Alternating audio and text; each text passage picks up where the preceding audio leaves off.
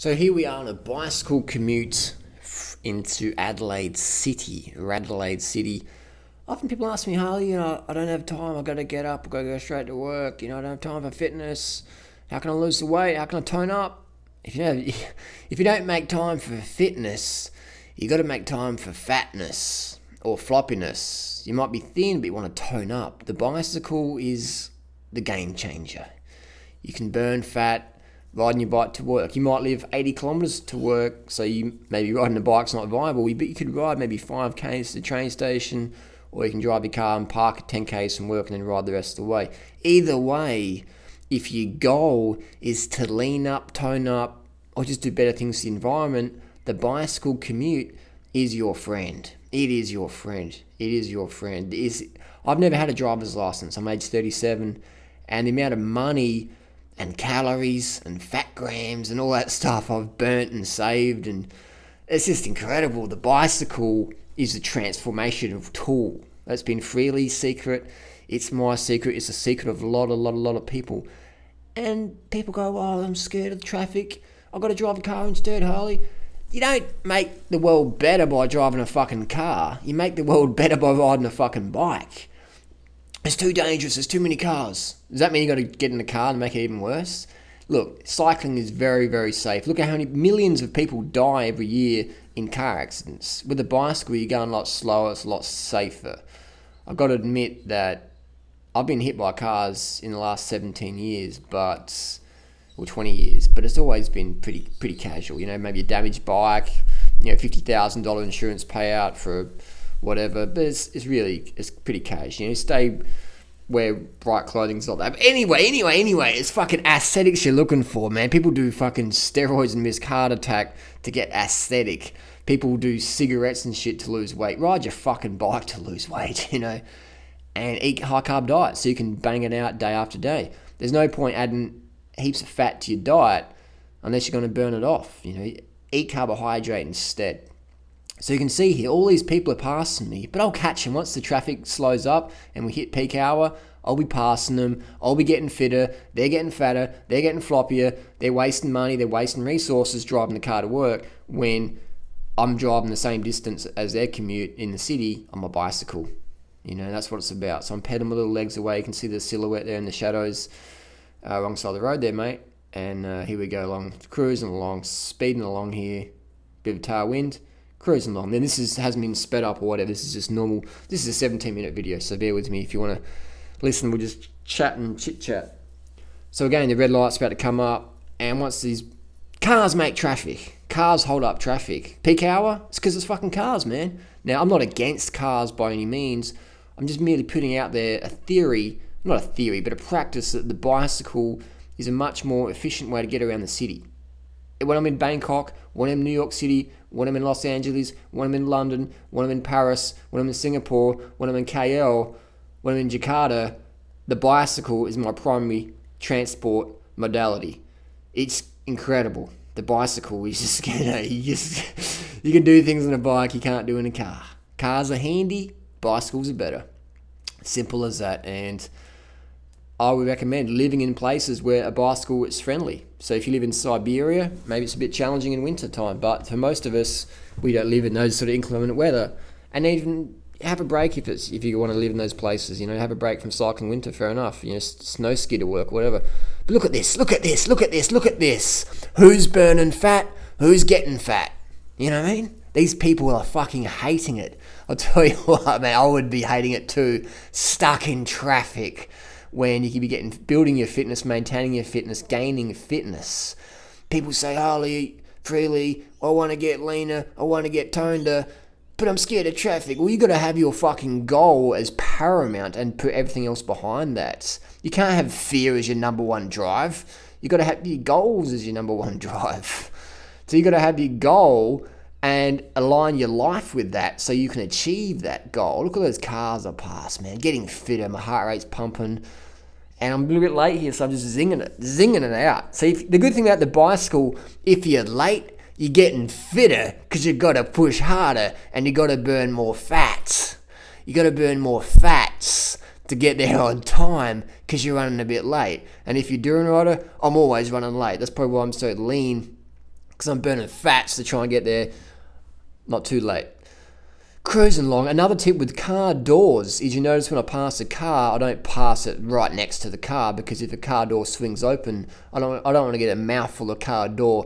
So I give the car doors a bit away and cruising along there, thumbs up. It's actually a cold morning. It doesn't look cold, but it's pretty brisk. Got the gloves on, winter kit. And it's all about, the more riding you do, the more confident you get on the bicycle. Again, car door, give us plenty of room, plenty of room. And you can put mirrors on your bike if you want. Honestly, the first week's the hardest. You're getting used to it. But after that, it's smooth sailing. Biggest thing you've got to look out for is car doors. Car doors can be a bit of a hazard. So always sit out to the right or to the left or whatever country I'm in, so the car door doesn't swing out and give you a little nose job.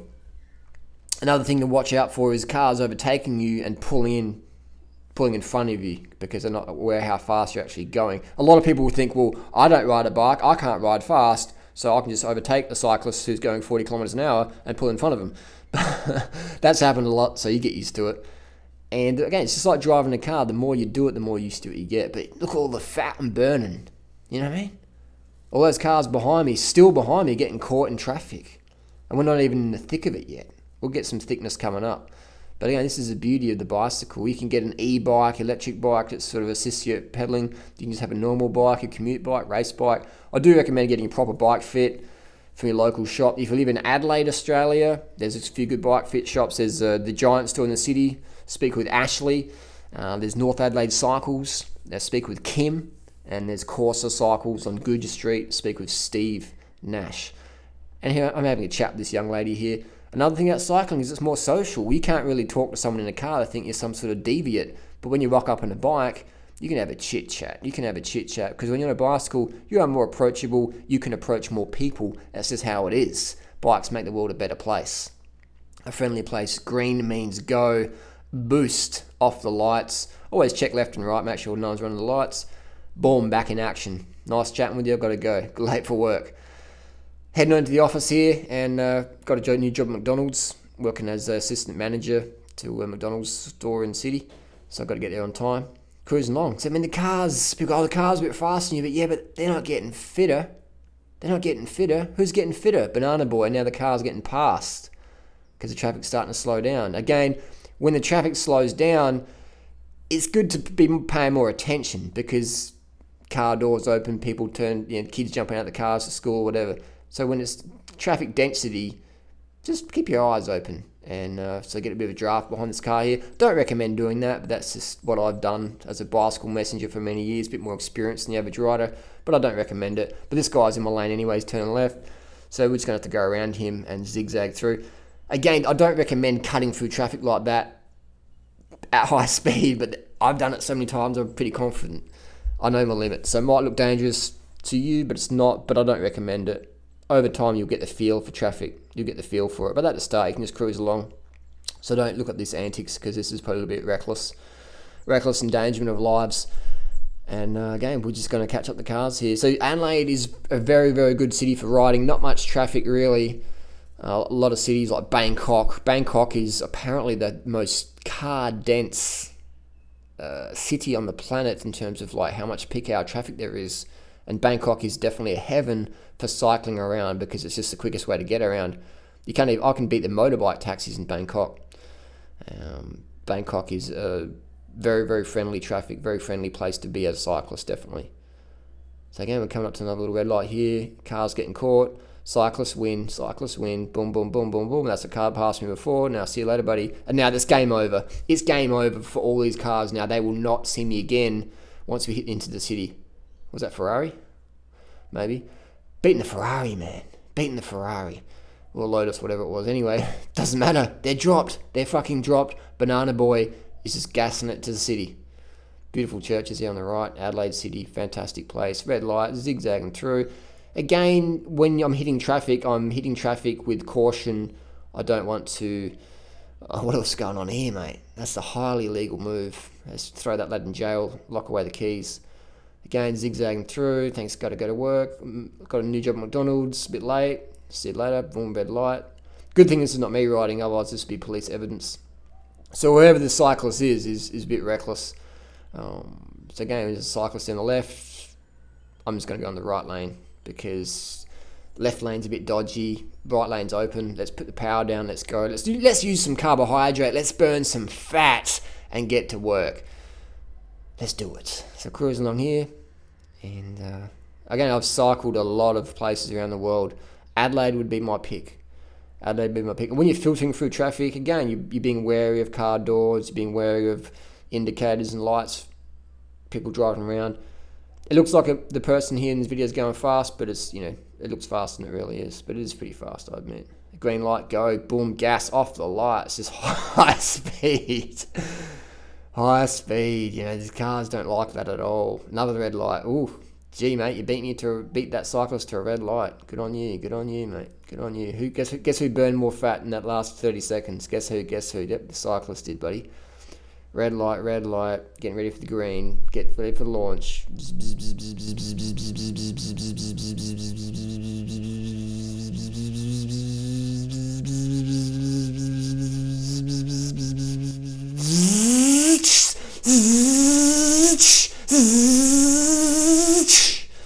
Bit of a blow-off valve there. Again, the cars, no chance, because they're just getting backed up, and they don't like being embarrassed by the cyclists. So you can be a shit stir in traffic. But again, the bottom line rule for safety cycling is don't take risks, learn your limits, and be a responsible rider. At the same time, you want to be an assertive rider. You don't want to be submissive. You don't want to be aggressive. You want to be assertive. And know your rights and regulations, and pay attention to what's going on. So I wouldn't wear a Walkman, earphones in this sort of traffic density. On the open road, no worries. Again, green light. Turbo off the lights. And it's just about having fun. And the more you ride, the more confidence you get. No worries. And again, like I said before, you put the mirrors on your bike, end of the day. So I'm 37 years old now. I could have got a driver's license when I was 17, so that's basically 20 years of cycling. How much money have I saved in that period? 20 years of cycling. That's a lot. Is that a cyclist in front there? That's a motorbike. That's a motorbike on the right there. So 20 years of cycling, let's say it's $5,000 a year. That's $100,000 minimum I've saved. Up to $20,000 a year. What's that? I don't even know. That's just crazy money. A minimum $100,000. That's fantastic, isn't it? Think all the calories are burnt, all the meals I've got to enjoy, and the benefits to the environment, less carbon dioxide emissions, So there you go. Cycling for the win. Beautiful way to get around town. Adelaide City, fantastic place. But I still meet people in Adelaide who go, Adelaide's too dangerous for riding. I meet people in Bangkok. Oh, Bangkok's crazy, can't ride in Bangkok. Oh, Paris is really sketchy. Oh, Los Angeles, no, that's really bad. That's really bad.